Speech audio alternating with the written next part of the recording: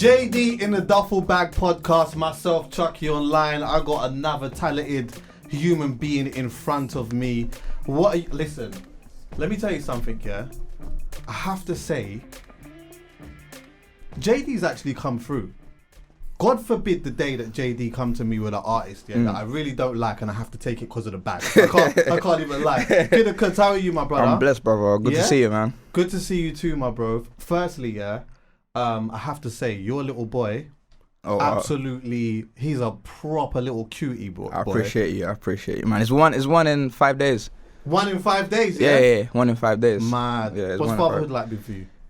It's just beautiful, man. It's like things that I thought I'd never be able to undo. You know what I'm saying? Like, because I grew up in a broken home. Yeah. You know what I'm saying? Coming from Nigeria, my mom was a single parent all her life, basically, all I know about. You know what I mean? My dad's over here, he's got another wife.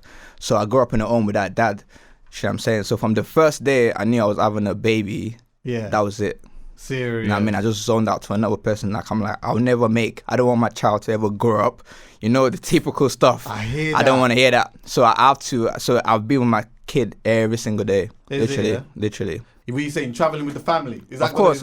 It was meant to be on stage with me for the wireless, because I was meant to perform on wireless. Yeah. That got, obviously, because Corona, it got cancelled, obviously. So I was meant to bring him on stage. I was meant to be the first. It was meant to be the first time me playing my sax as well, because I was learning how to play sax during them periods. So it just, Corona messed everything up for me as well, because I was learning my sax. I was trying to get more into like live music, you know what I'm saying? And I was about to put up a great show. I was going to be my son on stage, but you know. Is it? Yeah, but definitely, I love him too much, man. It's crazy. I hear that still. It's crazy. This is what I want people to do. Go on his gram right now. Go and have a look at this baby, bro. Like, seriously. Do you like, in which way do you feel like it's changed you, actually? Like, you know, I got like a couple of my friends. Yeah. They've got little ones. Mm-hmm. Like my best mate, he's got a little girl. My other good friend, he's got a little boy. And like, speaking to them both after having them, their whole vibe was they even found it difficult to explain. They was like, you know what? Yeah, straight away I just realized, right, it's mad. It's not even about me. Like, it's not even about me no more. You won't care about yourself. I told one of my family friends yesterday that I was having a baby. I told him, I said, yo, bro, when you have your child, you're gonna be like, why didn't you guys tell me about this feeling you guys feel when you have babies? Because for the next 1 week, you're a different bin. Yeah. When you go back home with your girl, you be like, what the hell are we living in? You don't feel real. Yeah. Like, you don't feel like you're human at the moment, because I was in there with my girl. I was in the water with her. We slept on the same bed. I saw everything. Oh, you saw everything. Like, I didn't miss a bit. I hear that. When it was coming out, I was like, oh my God. Then that was when I'm like, okay, what was that like? That must bro, be madness. When they told me his edits coming out, I was shook. I was like, okay, this is the moment of truth. Yeah. If you're fine, you're gonna see it now. It was a beautiful baby. This way, I'm gonna see you now. I've been speaking to you in the belly for so long. Yeah. I hear your kicks. I know you. So I'm like, you've been the guy that's been hiding in the belly. So when it came out, I was like, wow. I was in shock. I was frozen. Yeah. I was frozen. Literally, when they put it on my chest, I was just literally. I wasn't crying, but they said put him on that chest. Then I started crying when it got on my chest. So that. Did you cry? At that moment, I didn't. I couldn't. No, come on. No. I'm an Aquarian. Okay. I'm a very emotional guy. Yeah. Like I can break down. I don't mind. That makes you stronger. Yeah. A man is meant to be proud. Gangsters cry. Yeah, know what I mean? So I mean, a man is a man when it comes to that. But that day, I was in shock. And guess what was crazy is that I was born on a Friday, and he came on a Friday as well. So me and my mom was in Africa and Nigeria, so we was on the phone speaking, and mom was like, that's mad that this boy's coming on the same day he was born. You know what I'm saying? So it carried a very, very, very, very powerful like meaning behind it, because I was born on the same day my granddad was born. Okay. You know what I'm saying? And I was named after my granddad. So now my son has done the same thing, and that's the second generation of my family from where I'm from. So lineage. It's very deep. It's very like deep. That, it's very man. deep. And just the last thing on that, actually, literally I was having a really good conversation with one of my guys the other day, and like he was talking about his daughter and that, and he was saying that like when he had his girl, he like it made him feel some type of way towards the relationship that he had with like one of his parents, because it was like for him, he was thinking, like when my child came into the world, I knew straight away I could never not be there. Do you get what I'm saying? I could never not be there. But like, then it opens up the question of like, like when I was young, you didn't have that so much for me. Do you get what I'm saying? Like, yeah, that as well. I've reflected on that as well. Because me and my dad, when I would say I'm cool with my dad like that, you know what I'm saying? Like, I respect my dad for being a dad, but I don't know my dad. You know what I'm saying? Because I grew up with my mum and my sisters in Nigeria. So my dad was living over here, and I know, to my knowledge, I know my dad left us when I was 3 years old. Yeah. So I was with my mum. So I came over here when I was about 14. Yeah. With his own family, and I got 2 other brothers. You know what I'm saying? Older or younger? Younger. So now I've moved. The only kid that came out of my mom's home that moved with dad and the other family. Yeah. I came to the UK. I was like, I don't want to stay in this place because this is mad. Because like, my mom is not here. My mom is alive. You know what I'm saying? I was a kid. I was 14. I'm like, I can't call another one person mom. Yeah. I can't call another woman mom. You know, this is not my mother. Like, my mother is in Africa. You know what I'm saying? And now that I have a child, reflecting on all the stuff, I'm like, what the hell was wrong with my dad, man? Like, I don't want to leave my son. Yeah. I'm dead serious. Like, I stare at my son like this 24/7. I'm an extra parent. I'm so extra. My girl probably gets angry at me every time. I'm a very, very careful guy. Yeah. I always think 100 million times, even if he's upset laying in his bed, I'm probably thinking, if his well, he's not going to climb out of his stuff. Obviously, we monitor him, but I'm like, I need to go check on him. You know what I'm saying? But that made me like think about that. Why did my dad do some certain stuff for me? When it comes to like dressing up, you know what I'm saying? Because like a mini-me, I have to make him look good at all times. Like, what happened to like the years that my dad wasn't there? You know what I'm saying? Even though I understand now as a grown up, and I'm not mad at my father, because obviously men gotta do what they need to do. Yeah. There's a little like element of like cultural context in a sense that like maybe just around the time that he grew up and you know what was happening around his in his area, his circumstance, his environment. Yeah. Obviously shaped the way that he had. Yeah, because he had to go make money. He has to go hustle. So as a man, now I understand you can't just sit in one place thinking magic's gonna happen. You know what I'm saying? So and he's a medical doctor. So coming from Nigeria, he moved over here, looked for a job, blah blah blah. He brought me over here. Yeah. You know what I'm saying? So with that I need to respect him for that, because through that you know what I mean? Even though I found my way, I stayed in my dad's house for like a couple months and I ran away. Oh, okay. So even though I found my way, but he brought me here. You know what I'm saying? Through that I found my route in my life. You know what I mean? Mm-hmm. Do you know what? I'm gonna get into some of that in a bit. Yeah. Firstly, bro, I have to say your music slaps, bro. I appreciate it. I'm gonna talk a little later about like some of the songs that I like and what you've done and whatnot. But when I was asked to do this, I was like, right, yeah, like. You know, I check for him. I play some of your music and that, but I don't actually know a lot about you. I watch a lot of your stuff as well. Is it, yeah? Oh, okay, mad. Yeah, but I don't know a lot about you, innit? So I'm gonna take this time to just try and understand you a little bit. It's so perfect. That's why you didn't want to say anything. It's better. Yeah, I like. If I'm say like before I'm about to start doing something, I'm about to record, I won't talk to that person too much. It'll be super vague. Hi, you're right, boom. Because I know as soon as we sit down, now we're gonna sit and have a conversation. Because otherwise you might start telling me some gems and that. And the vibe's gone off for the time we get in. Exactly. I want it a natural. Yeah. But like, so I know you grew up in well, you was born in Nigeria. Yeah. Which part of Nigeria? I was born in Ogun State. Okay, so I don't know where that is. That's like Lagos, basically. Okay, so you know I went there. Well, when did you go? I went in December, yeah. Yes, right? It was late, but right? not late December, because I know that like December, because December in Lagos is smoky. To be mad. Every day you were tired. yeah. So I went like early December. I went there for work. I was filming. Was filming a documentary with Naira Marley. Yeah. Oh, shit, my boy. And bro, the experience out there was it was incredible. But talk to me a little bit about like your upbringing, because I know you came from like a super Gaza. Yeah, real Gaza. So basically, I was born in Ogun State.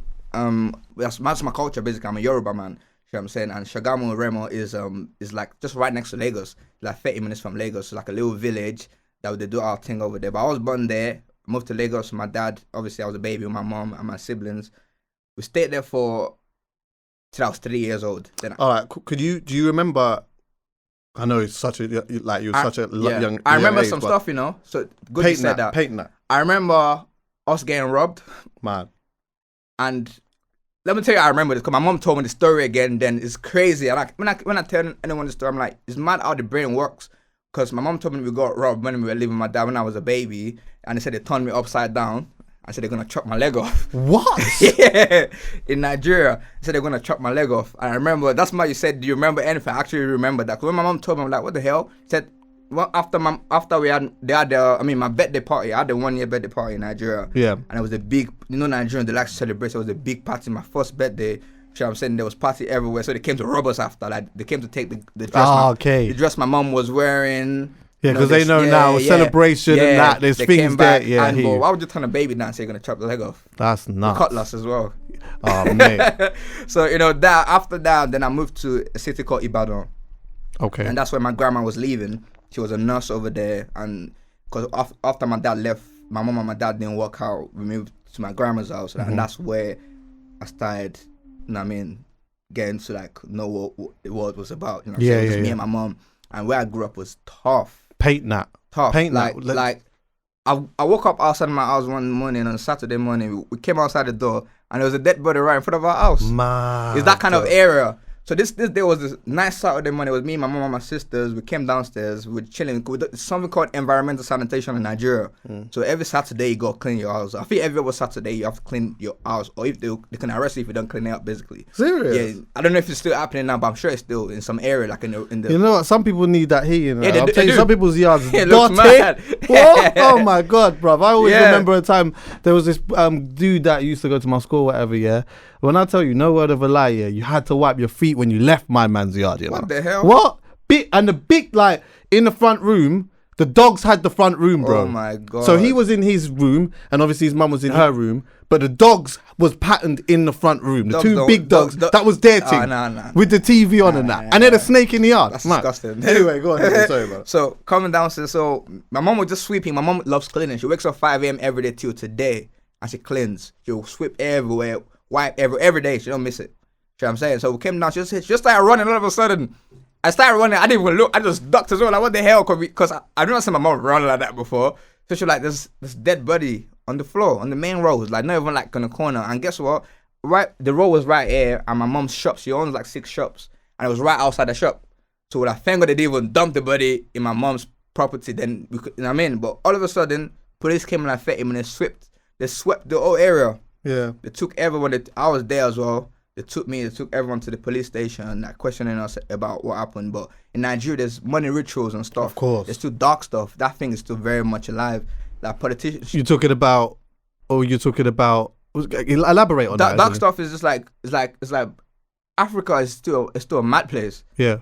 At the same time, Africa is a blessed place. Like there's a lot of great things now in Nigeria. Like, you've been in Nigeria before. Yes, yeah. But it's still like dark Africa. Yeah, of course. And that's where we grew up. And to us, it's normal. You know what I'm saying? Because that's how people do their things. You know what I mean? People do sacrifice, they do all the stuff. So we don't know how the body got there, but we got to the police station. You know what I'm saying? Because my mom's family, they're wealthy. You know what I'm saying? So they made phone calls and they let us come back home. You know what I'm saying? But I didn't grow up in Lagos, Nigeria. I grew up in the rural Nigeria. Yeah. Like the way that masquerades can come into your neighborhood. You know what I mean? And everyone has to run. And it's a masquerades that the ladies can't see them. They call them Ololu. I'm giving you some deep. Yeah. No, I'm like this. Go on. So there's a masquerade called Ololu. Basically, it's only boys that can see them. So when the masquerade come out, all the boys, we go outside to play with the masquerade. But all our siblings or our moms, they go stay inside the house. So it's that kind of environment which I loved. Like I miss growing up in that. Yeah. So right now for my son, I feel bad for him because there's no so much raw fun to have. Yeah, is it like in a sense that there's still, even though there was all that dark stuff going on or whatever, yeah, there's still a big sense of community though. Yeah, it's beautiful place. Yeah, we played football every time. Like I was happy every day when I grew up. Like nothing bad happened to us. We're not the bad people. You know what I mean? Bad people. You know what I mean? Bad people everywhere. You know what I'm saying? And we don't know how that happened. That could have been anything. Yeah. I've seen worse stuff than that, by the way, but I don't want to sound too scary. You know what I mean? It's just what you've seen growing up. That's a conversation for another day, definitely. Yeah. But the thing is, so like when I went out there, it was like a proper big eye opener for me because I'd already known that like the TV, like growing up, had always portrayed Africa to be a certain type of way. Huh? Lagos looks like Miami. Bruv.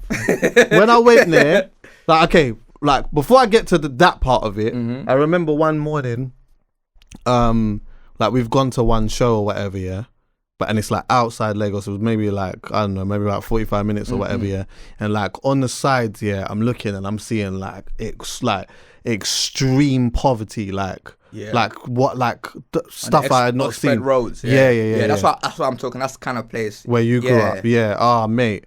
But then you know what, yeah. there's the other side, yeah, where it's like, when I tell you, like, there's people living out there gloriously. Rolls Royce. What? Drifting with Rolls Big Royce. whips. Yeah, every day. Big yards. Yeah. Listen, I went to one brother's yard, yeah. We all now still don't even know who the guy was. We just ended up going to his house, yeah. Mad. Bro, it was massive, bro. Like, massive. And just, like, there was just bare yards like that all over the place. And I'm like, rah, these are the places that they fail to show us on the TV. Yeah, they don't like that. to show the good part of Africa like that. But Africa is beautiful, man. Yeah. Like, even Ghana is peng. Yeah, Wow. I heard Ghana's. Lagos. I say we call it a cool Miami, basically. Remember in Lagos, we call it Miami. That's how Miami. We got all the skyscrapers, whatever. We got all the big cars. In Abuja is the worst. Have you been to Abuja? Abuja is where the rich kids do the most. They drift with their Rolls Royce, their Ferraris. They drift with them. Serious? They don't drive. They just smash it up on the road. That's literally crazy. When it was the I think it was Eid the other day. Yeah. They were out. That's what they do. Them kids is something else. So like Serious? they're very rich. So them when you see Nigerian kids that come from Abuja and they live in this country, just know their dad or their mom got some serious money. Yeah, man. That's I want people to know about Africa as well. I want people to be able to go back home. Yeah. You know what I'm saying? Like people think because Nigeria, nah. It's Go blessed. there. My son has been to Nigeria already. Okay. And it's not even one yet. Even just going there made me, like, once I left, it made me think, there's so many places, there's so many African countries I just want to go to and see and experience. Same. And that. But like the food, the culture, like there was so much, there was so much good things that like I took from it and that I will always remember from that. And I also want to talk a little bit about like the live shows and stuff out there, but we'll kind of get to that in a piece. Yeah. But your mum was on crud, innit? Yeah, my mom was a tough lady. Serious. Yeah, toughest, still tough. Okay, Yeah. you still she's tough. still living. Does she live here or does she Nah, live? she's living late in Nigeria because she got some of the grandkids now. My sister's about to have another one. She's got like 5 now. So my mom is just doing grandma lifestyle. You know what I mean? So, boys, my mom is that mom you need. Is it? Yeah. Yeah, my mom is with everything. She don't care. I was just speaking about me and my girl was talking about this yesterday. I said my mom is actually like she'll do anything. She'll beat her chest. I'm like, yeah. That's my son, that's my kids. You can't. My mom is like, because obviously, what do you expect? Like growing up in a mad area, and there was no father figure in the yard. There was no man that can protect us. So she had to step. It was me and her basically. She had to play both roles. Yeah, then it had to become me and her. So at a very tender age, I was already the man of the house. They didn't ask me stuff because I was the only man in the house. You know what I'm saying? So my mom is still very tough. She's still a tough woman. Like can't play with my mom, man. Yeah, again, I guess it's your environment, innit? It's a lot of and that again, still. she's a very sweet lady, man. She just loves her kids too much. Yeah. You know what I mean? They call her a mad woman that loves her kids too much. She don't play with her kids. You know what I'm saying? She's that kind of, she just want the best for her kids. She will do anything. She got us. We was living in the rural place. I still go add different phones every other week. You know what I'm saying? She'll make sure that at least I'm keeping my kids happy. For real. You know what I mean? Was you making music out there? So when I came out at 14, I gave my dad L. I said I can't be in this place. I don't want to leave here. Like I want to go back to my mom business. Did see when you came here as well? Yeah. Was they on this like go school, obviously do uni and all of that stuff? Of course. Yeah, because I was thinking to myself, like I wonder if now, because we're starting to see a lot of successful African artists traveling all over the place doing music or whatnot. Yeah, I wonder if there's an element of that tradition of. Yeah, you come to England or America and you go to university and do X, Y, Z. Or it's like, you know what? You want to do music? I'll actually allow you to do that this time. Do you get what I'm saying? In my own time when I was coming here, I came here twice, basically. I came out 14. I went back to Nigeria. And before I left here, I knew about YouTube and stuff. So my auntie had a laptop. So that's when I started downloading beats. So by the time I went back to Nigeria, I had loads of beats on my Nokia Express Music. Okay. So I went back there, like, obviously. Told the man them, there's a thing called YouTube. Obviously, I was messing with gigs. I knew gigs before I came. I knew a few artists before, because I came here, I studied, I'm like, all right, cool. I went back there, I digested everything. So that's when I started my career at 14. I started making music in the local studio. I was actually doing my thing, because the city, like, I was a dancer from young. So they knew me, the whole city they knew who my family were, because we used to dance in big churches, like we've done stadium dancing shows, and I used to break dance and all that stuff. So I was like, I've been that popular kid in the area. So when I started making music, it wasn't that hard for me to get known in the area, because people already knew who I was. Yeah. So right now, before my dad, because a medical doctor, what do you think? He was going to want his kid to to go to university to do all this. But I came from Nigeria. I went in college. Yeah. Because of him. Not because of him like that, but because of him. Yeah. I wanted to be in London, but I was living in Kent with him. I came here to do music, but I had to go to college. And it was alright. I had great results. But when I got to uni, wasn't your thing. Yeah. When I got my first contract, I was in the classroom, and I was studying about music business. So when your first music contract? Yeah. And you was in lesson? Yeah, I was in the classroom. Man, sick. I was in the classroom. I told my lecturer that I said everyone thought I was joking because we were learning about music business in class, and I actually had a real life fun. Even though I was just jumping on my train, going to my class, and that was where everything started. And I'll go back to what you were saying. I said, African parents love when their kids are successful. Yeah. Legitimate, they love that stuff. Once you can make money, and you can prove that this is the kind of money I'm making. Yes. You can do what you want. The school stuff in this generation, trust me, as long as you're not dumb, you're not a dumb guy or dumb girl, and you're educated, books are for reading. You know what I'm saying? These days I've been reading because my girls, she reads too much. So now I've picked up that habit as well. You can learn a lot from reading. You know what I'm saying? Definitely. And in my own kind of industry, I don't need to go too far. It's not my thing. Yeah. You know what I'm saying? I was good at it, but I can't do too many things at the same time. Like I know my calling, and when you know your calling in life, you have to just focus on that. When you know other things not for you, just don't tap into it. You're just gonna waste your time. You know what I'm saying? And I've never had a job in my life, you know. I came to this country, I had an NI number, I never used it. I said, I don't want to do music. Yeah. And I've still been doing that one music. And that's why I want to tell everyone that's going through like this music journey. It's not easy, you know. But when you're tough, when you know you've worked on yourself, that's what I mean when you're tough. When you know you've studied, you've done your research, you've worked on your sound, and you know this is myself.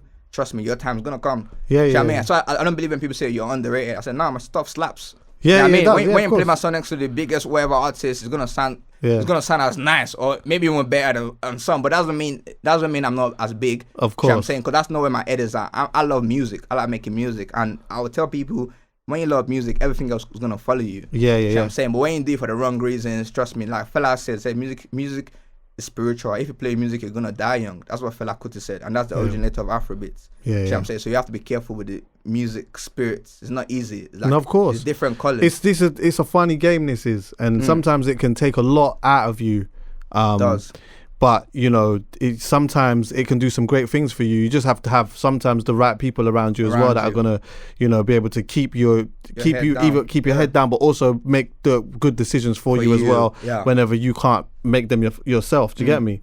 But yeah. So you were saying that like you was making music. So you came here, you learned about a few artists like gigs and whatnot. Went back. Yeah, started telling some of the man them in your hood, stuff, yeah, whatnot. Then you started making music out there. Then I won a talent show over there. Yeah. So I won a talent show at 14.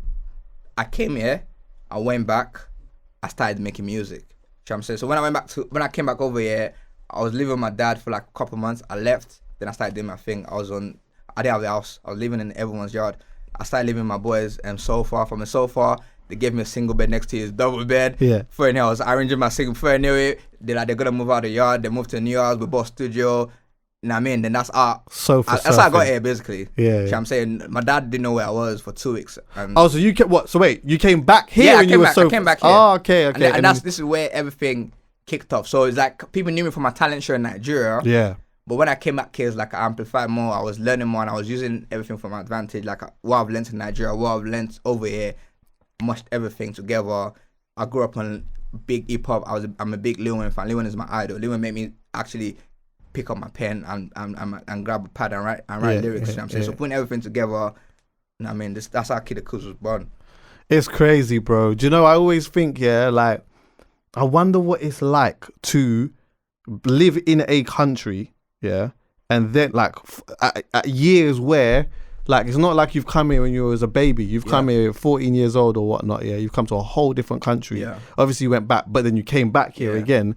Like, I always think, I wonder what that must have just been like. Obviously, you didn't really have anyone, really. You had to try and make friends and all of that. I think that, like, we don't... Friends. I still don't have friends. You see what I'm saying? Do you know what? It's mad, bruv. Like, sometimes, when we hear, it's weird how we kind of like look at certain situations. So I'm gonna use two big examples. All right. So one is, okay, cool. When you come here or you hear of somebody coming to the country that you live in, you're like, oh, rah, like they are sick, and then you just don't think how difficult it must be to adjust.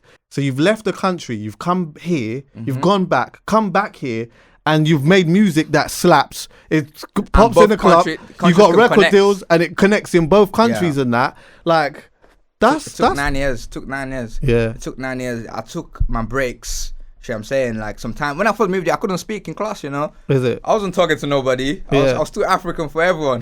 Yeah. So that I mean, and in England as well, yeah, there's like at a certain point, I don't know for you at the time that you came here, but what area did you move to when you came here? Kent. Then I moved to my aunties in Plaistow in East London. So your accent, like moving into that area, for a lot of people would have just been like, rah. Like, when I moved to class, my dad, they were like, "What's your name?" My dad said, "His name is K." Before I said anything, my name is Kayode, my name is Olu Kayode, you know what I mean? But when I said, no, his name is K, man, I was like, you know what, you gotta make it easy for people. But me, I'm a fan of learning, you know what I'm saying? I like to see stuff, I like to like observe like what's going on, you know what I mean? And, you know, over the years, like, trust me, I've learned a whole lot, you know what I mean? Like, I've developed as a man, even in this country, you know what I'm saying? I've lived my life by myself mostly, you know what I'm saying? I've figured out my stuff, you know what I mean? I don't know how it worked, but this country has helped me, to network as well, you know, music. I'm not really an outgoing person, but somehow it's worked, you know what I'm saying? And that's the reason why, like I'm so happy my country is not far from me. I'm 6 hours away from here. Yeah. I'm saying Nigeria is 6 hours away. My dad, I have family over there. It's actually not even that far. Like my second arm over here. So like I got family over here. You know what I mean? I can go. I'm always in Nigeria, literally. Like I'm always back home. So it's like people never even know where. People don't think I live here, you know. Oh, they don't think you're just here for like a. No one think I live here. They just think you just come in to just maybe do shows, check people, record, and then go back home. Because I'm not about. Because I'm always in my room recording. Because I got my studio in my house. So I just feel like once there's work for me at home, like there's no time to go out. When I need to go out is like when I need to go work. You know I'm saying? Every other time I'm developing, I'm learning, I'm trying to create. Because all these people that we look up to, they do a lot. It's just not one thing they do. Sure. Yeah. So you go start putting your brain into some other things, developing the brain more as well. Of course. And that's why I've been reading, trying to like learn more stuff and just be a better person. Because now I'm a father, I'm a role model. Even though forget about the fact that I got supporters, I got a child that looks up to me. You know what I'm saying? I got a child that wants to jump on me. Like, I'm of course. It's different model, now, so, isn't like, it? It's different. I got to make sure it gets the right knowledge. Yeah. You know what I'm saying? With this tough world now, we don't know where the world is going to. Of course. There's no school right now for all the kids. The kids are confused. I can imagine when they grow older and say, look back, like, what the hell? There's not in school. Yeah.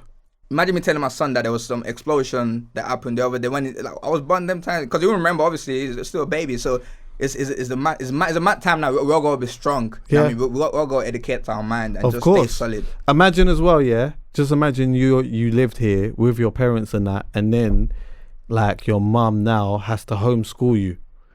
Like, tough. Do you know what I'm saying? It's mad, bro. It's not easy for parents, man. Shout out to the parents doing their thing. Bruv, I don't know how. Shout out to the parents. Because kids, I'll tell you what, kids, they got a mind of their own, basically.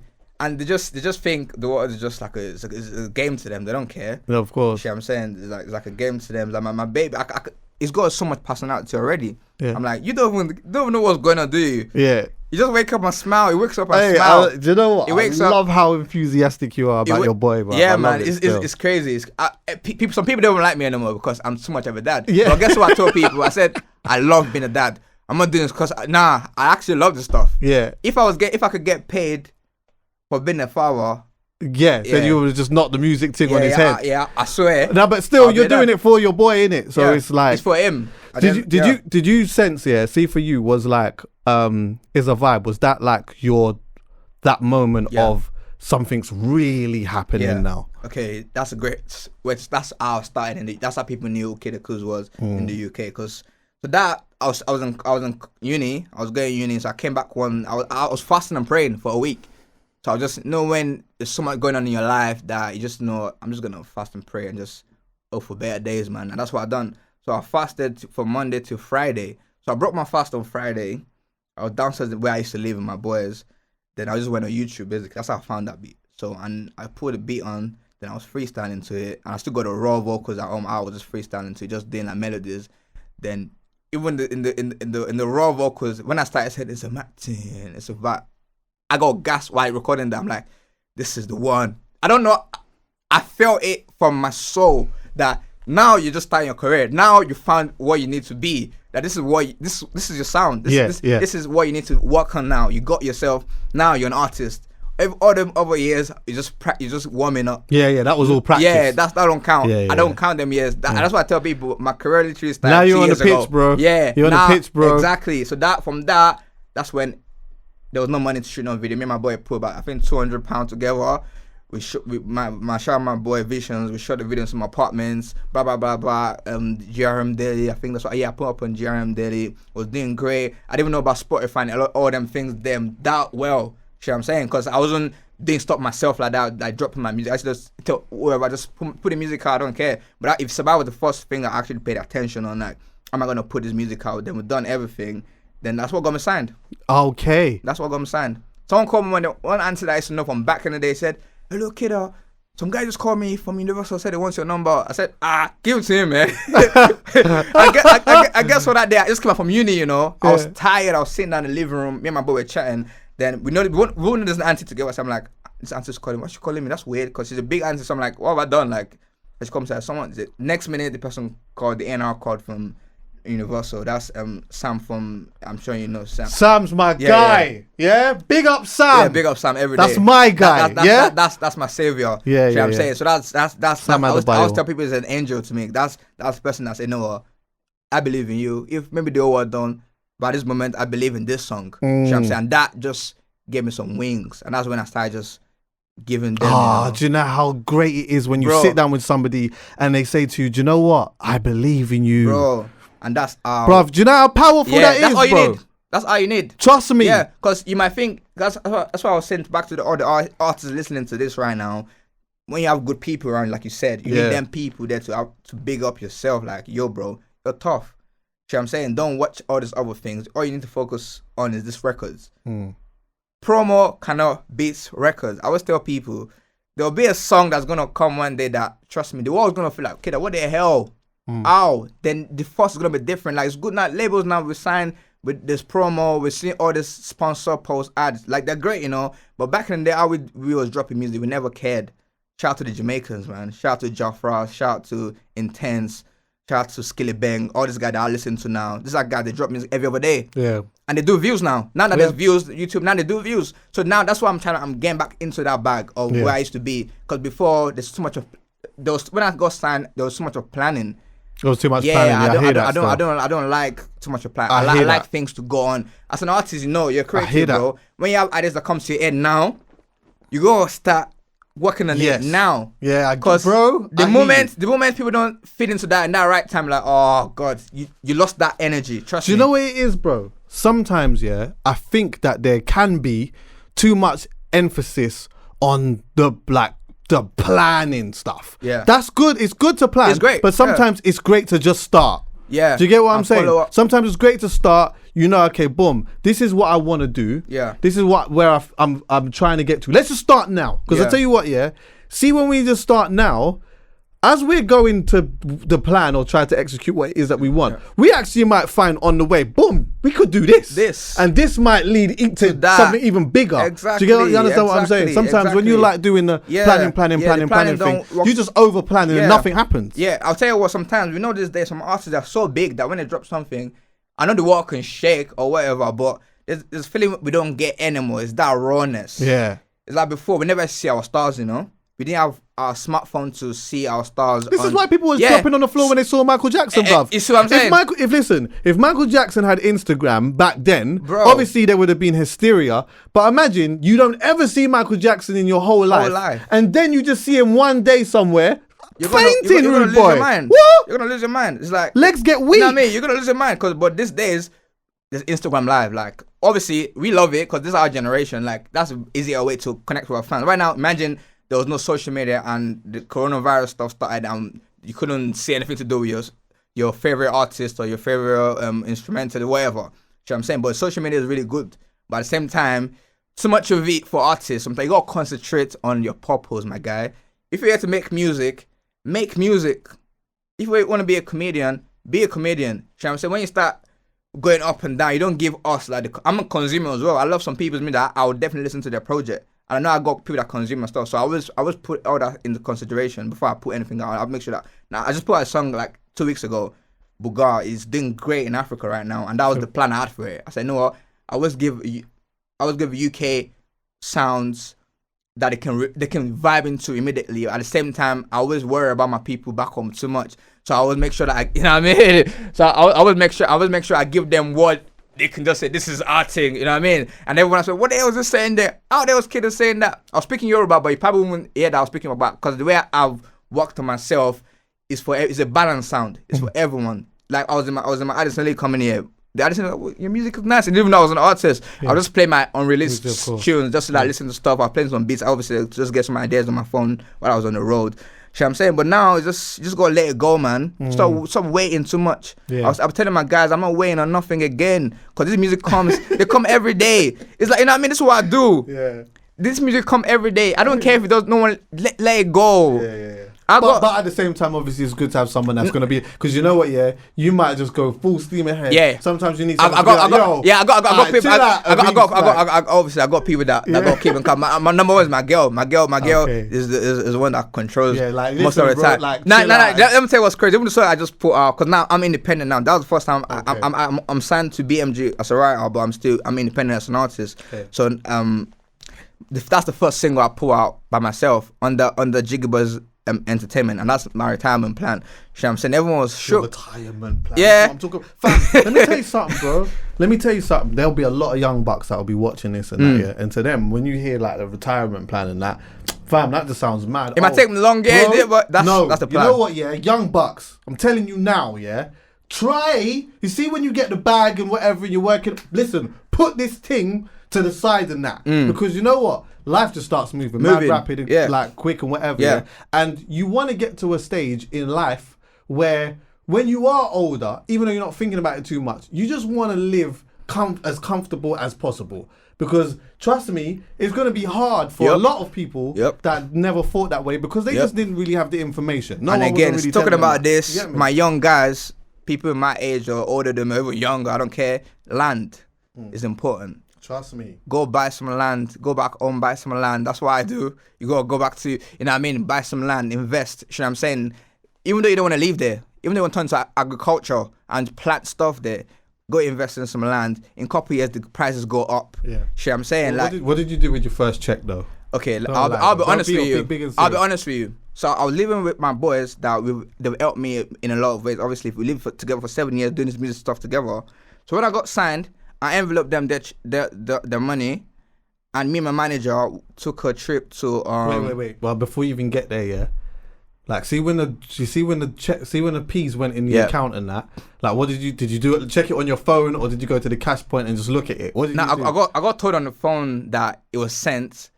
Then did you look at the number? I didn't. And that day, I didn't. But I didn't have no money in my account that day. But that day, I got dressed. And I was ready to do whatever. So I had a car that picked me up. We drove. But guess what? I'll tell you something about humble beginnings. No matter how much that my pocket might see or my account might see, I'm still the same person. I've clocked it. Before I thought, but I've clocked it. I only care about my family. I don't care about me. I'm good. I'm a man. I'm always going to be all right. You know what I'm saying? I don't need too much stuff. Like, I just need peace of mind. You know what I mean? And what makes me happy is more that my mom is taking care of my family, my kids, my wife, everyone. I mean, my wife to be, obviously, that's who I'm going to marry. You're not going to see me elsewhere because that's how I plan my journey. You know what I'm saying? When that money first touched in, trust me, I didn't spend nothing, you know? I'm dead serious with you. Even my manager spent more money than I did. Yeah. We went to shopping and was like, bro, I said, I'm not buying no. I didn't buy Prada cologne, and that was it. Oh, for real? That was it, bro. And because I was thinking that, bro, you're not there yet, you know? Yeah. Don't get excited. And you know when you come from a place where it's like there's nothing happening I started converting the pounds. The thought of now thinking, you started converting the pounds into... are you dumb or something? What are you doing? Do you know how much land costs in Nigeria? Don't be silly, bro. Yeah. Like, that don't mean anything. Yeah. You know what I'm saying? Like, thank God now I'm an artist, like, I get people that give me clothes to wear. Yeah, you know what I'm saying? So I don't wear no designers, bro. I'll be honest with you. I like them. They look cool, but it's not my thing. Yeah. I'm a Nike guy. But I know, obviously, when the first big one comes in, you know what I mean? There's a part of us that just wants to just do a mad. Yeah. Do you get what I'm saying? Bro. I went to LA by myself. Okay. I went to New York by myself.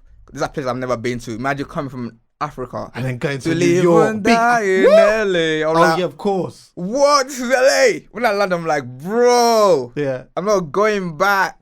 Go back where? I'm here. I was there. I was living my life, enjoying. You know what I mean?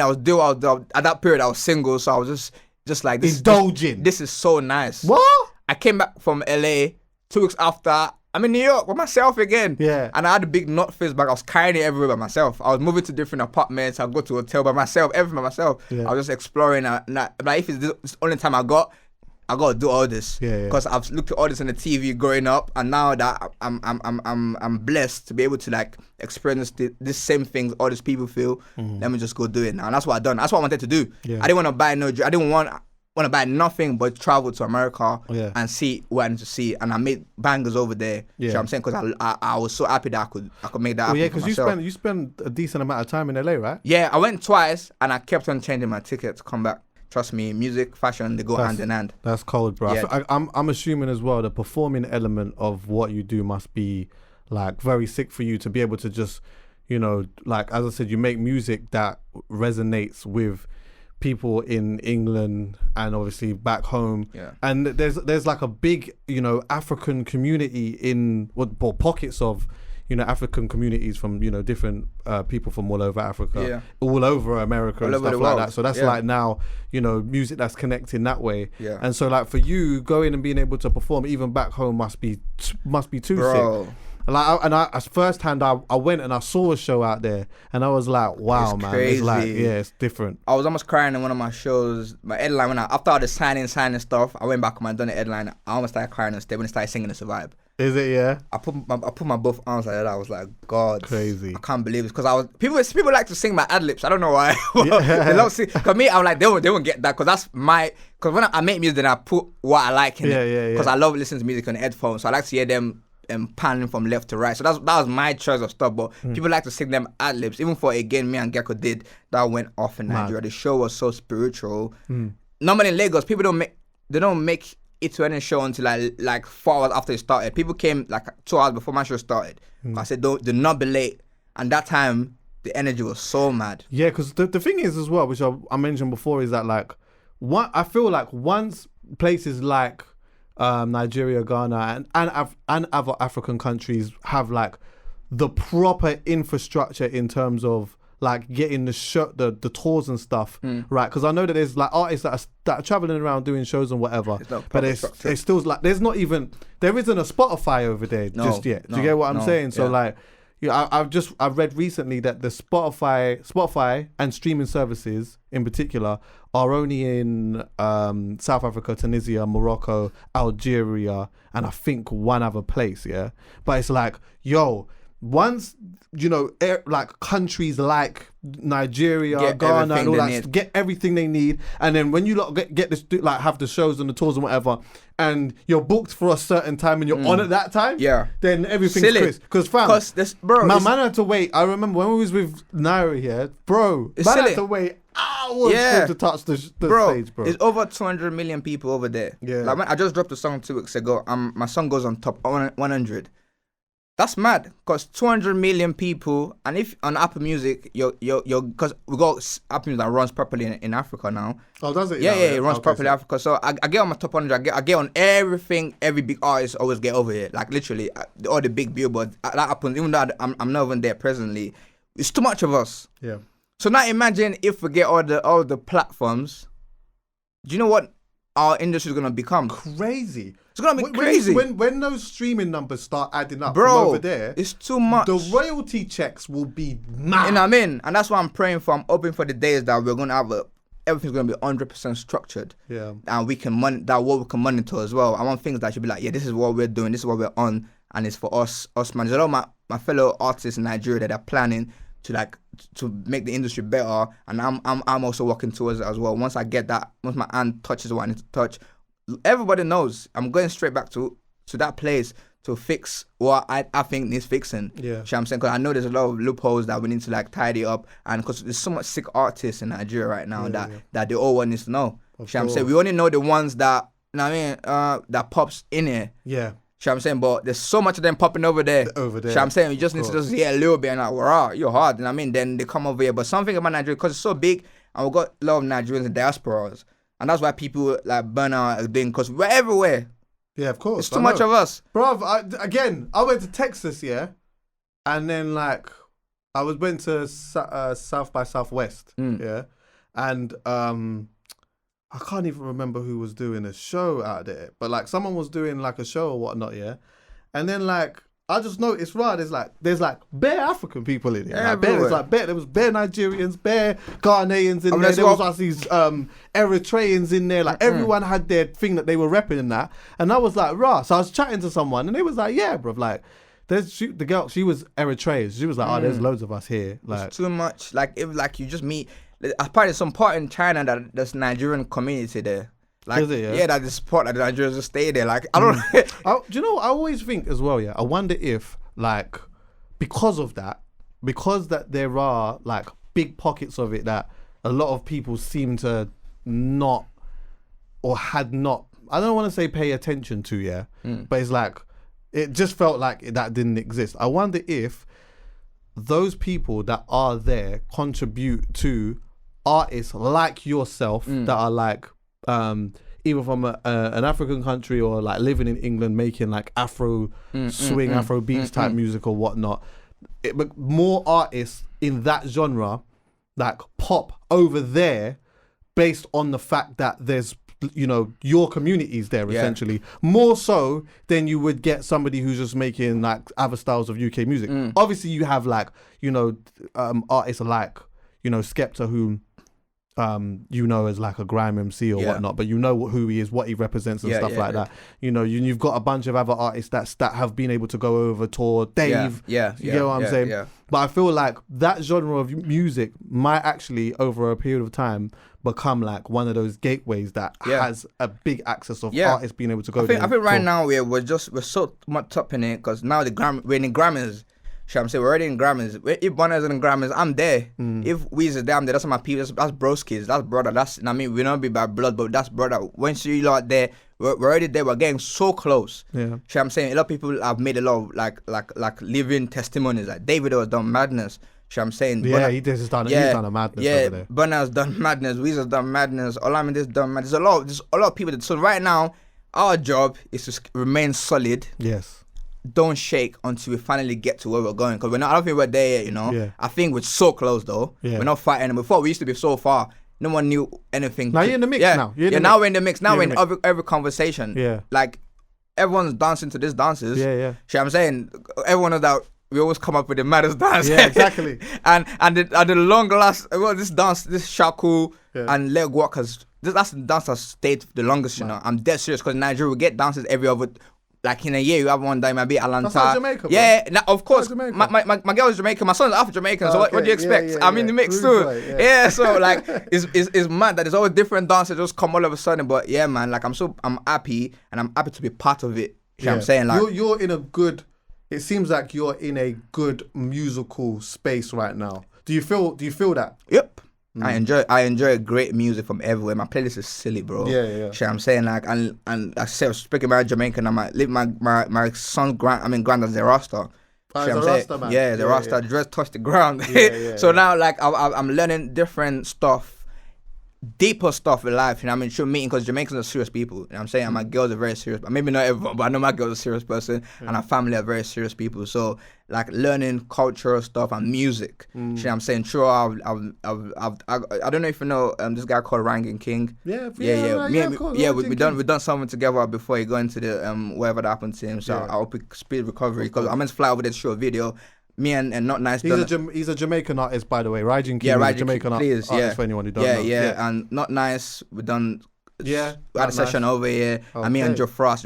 You need to listen to some Joe Frost. Come on, man. Me and Joe Frost are cool. But that's for anyone who don't. He's naming Jamaican artists, producers, all that stuff. So please go do your research, guys. You know, Intense is another one. Intense is tough. And Skilly Bang is I think is one of the hardest. But Intense drops music every day. Brick upon brick. Brick upon brick. Hey, them two. So me, I'm learning a lot. You know what I'm saying? And that's why I was happy when Ragging King people reached out and they said they wanted me on the verse. I'm like, okay.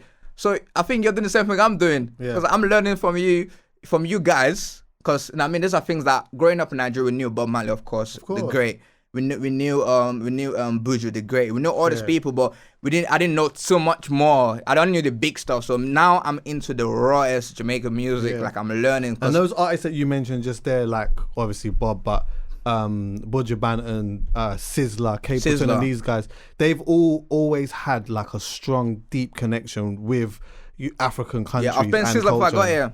You met Sizzler? Yeah, I was playing in the car before I got here. Yeah, so and it's so good now, that you're seeing like some of the new generation artists kind of collaborating together and doing stuff together.